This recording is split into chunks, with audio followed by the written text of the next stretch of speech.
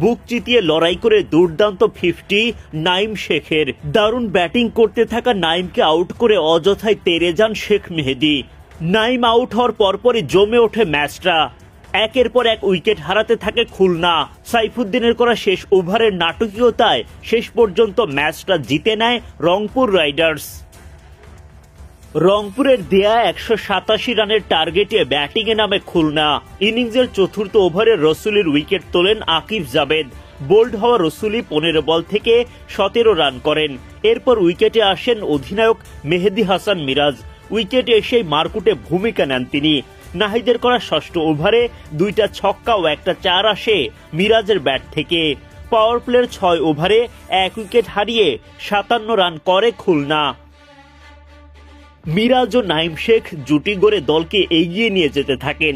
ইফতেখার আহমেদের ফাঁদে পড়ে ক্যাচ তুলে দেন মিরাজ। প্রায় 3 দফা চেষ্টা চালিয়েও বলটা তালুবন্দি করতে পারেননি নাহিদ রানা। হতাশ হয়ে পড়েন বোলার ইফতেখার। নাহিদ মিস করলেও ভুল করেননি আকিব জাবেদ। মোহাম্মদ সাইফুদ্দিন তোলেন মিরাজের উইকেট। 24 বল খেলে 39 রান করে ফেরেন খুলনার অধিনায়ক। বাউন্ডারি হাঁকিয়ে 50 তুলে নেন নাইম শেখ। অপর প্রান্ত থেকে দারুণ সঙ্গ দেন আফিফ হোসেন ধ্রুব। এমন সময় নাইমকে আউট করে ম্যাচ জমিয়ে তোলেন শেখ মেহেদী। 58 রান করে নাইম ফেরার আগে অবশ্য গড়ে দিয়ে যান জয়ের ভিত। যদিও সেখান থেকে পথ হারায় খুলনা। একের পর এক উইকেট হারায় তারা। অবিশ্বাস্য জয় তুলে নেয় রংপুর রাইডার্স। সোমবার বিপিএলে সিলেট পর্বের শেষ ম্যাচে মুখোমুখি হয় রংপুর রাইডার্স ও খুলনা টাইগার্স। টস জিতে আগে ব্যাটিংয়ে নামে রংপুর। দলটির হয়ে ইনিংস শুরু করেন তৌফিক খান ও স্টিভেন টেলর।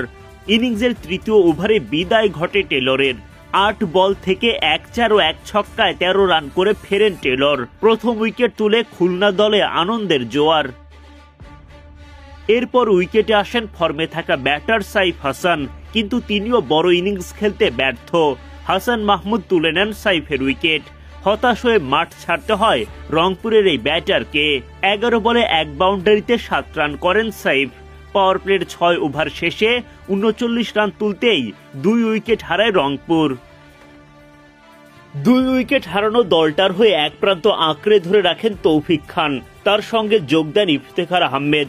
যদিও খুলনার বোলিং তোপে ধীর গতিতে এগিয়ে যেতে হয় তাদেরকে। 10 ওভার শেষে 2 উইকেট হারানো রংপুর করে মাত্র 68 রান। এরপর 11তম ওভারে বোলিংয়ে এসে তৌফিকের উইকেটটাও তুলে নেন আবু হায়দার রনি।